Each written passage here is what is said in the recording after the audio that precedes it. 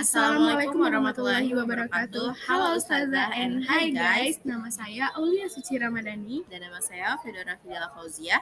Kami dari 12 IPS. Jadi di sini kami akan mengidentifikasi mengenai sebelum, saat, dan sesudah COVID-19. Nah, sebelumnya di sini bab materi yang kami akan jelaskan yaitu mengenai perubahan sosial. Nah, sebelumnya apa sih COVID-19 itu? Nah, jadi COVID-19 itu ialah merupakan salah satu wadah pandemik terbesar yang dimasuk ke Indonesia itu pada awal abad ke-2020. Dan ini tuh menyebabkan kehidupan sosial kita yang berubah-ubah.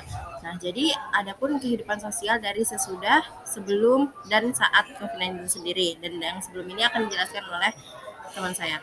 Nah, lanjut yaitu masa sebelum datangnya COVID-19.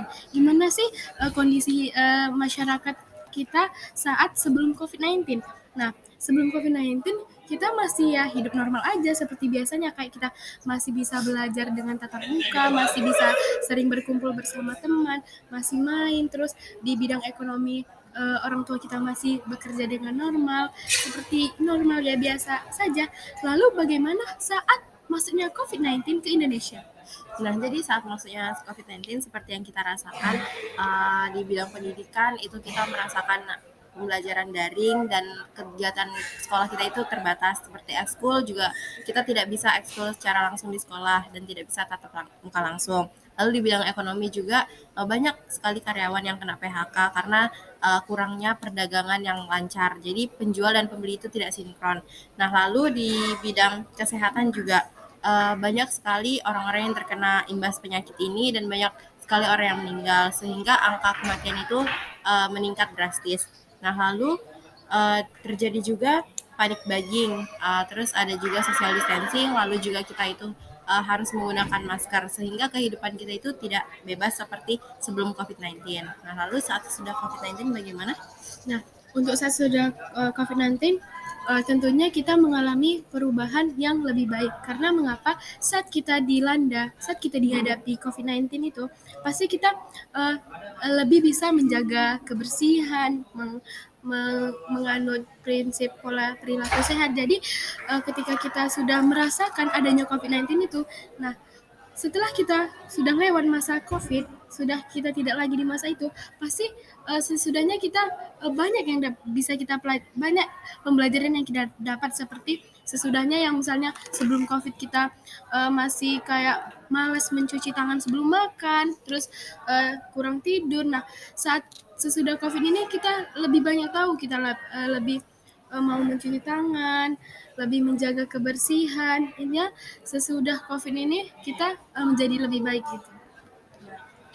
Lalu kita masuk ke soal yang kedua, yaitu tentang penganalisisan definisi, karakteristik, dan dimensi. Jadi dimulai dari penganalisisan definisi.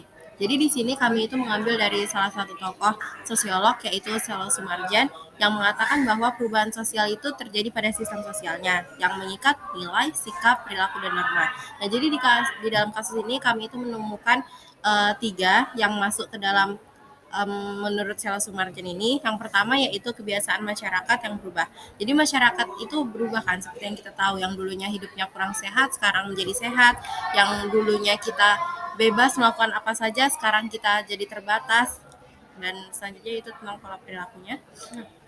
Pola perilaku masyarakat saat dan sebelum saat COVID ialah masyarakat lebih terbataskan interaksinya, karena saat COVID ini langsung nyambung aja ya ke norma. Saat COVID ini kita diikat oleh norma atau diikat dengan aturan, di mana ketika kita ingin berkumpul itu tuh masih dibatasin, terus harus physical distancing. Jadi pola perilaku kita tuh berbeda, yang dimana kalau misalkan kita ketemu bisa salam-salaman, terus kayak bisa tanpa masker.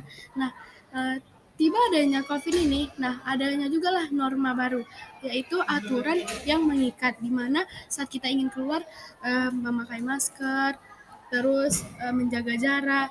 Nah, juga di norma ini munculnya norma saat COVID, ketika kita ingin berpergian keluar kota menggunakan transportasi udara ataupun transportasi laut, di mana kita diharuskan untuk vaksinasi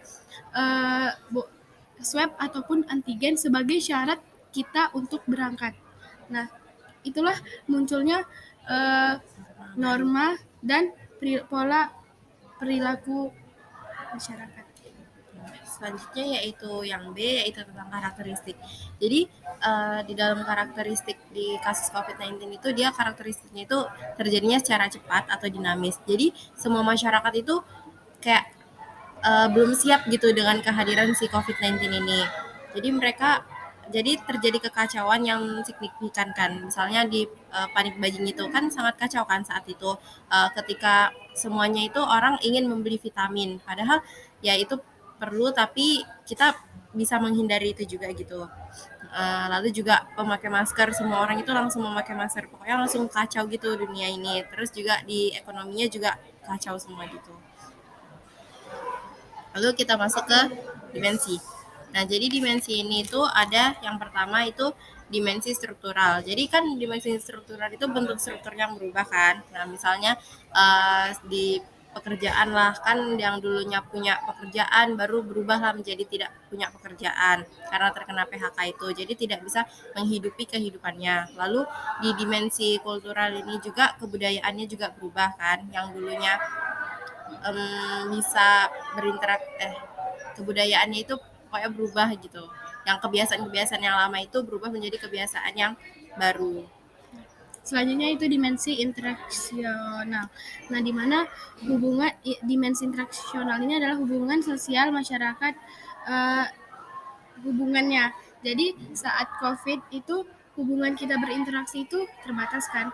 Nah, kayak contohnya di bidang pendidikan, kita berinteraksi sama guru waktu sebelum COVID itu kita bisa tatap muka langsung. Nah, tapi saat COVID kita tidak bisa, kita terisolasi, kita tidak bisa keluar rumah. Jadi hubungan interaksi kita dengan guru di bidang pendidikan saat pembelajaran dengan guru itu kita menggunakan aplikasi seperti Zoom.